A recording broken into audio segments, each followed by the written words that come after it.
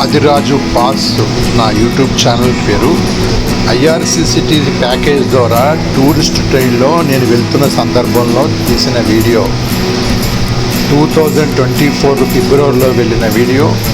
మేము చూస్తున్న room, dormitory, shared accommodation, IRCTC వాళ్ళు ఇచ్చిన ఐడెంటిటీ కార్డు, మేము చూసిన బీచ్లు, పూరి బీచ్లో ఉన్న బీచ్లు, పర్యాటక ప్రదేశాలు, దేవాలయాలు, ఇవన్నీ ఒకటి తర్వాత ఒకటి. పూరిలో ఉన్న టెంపుల్స్,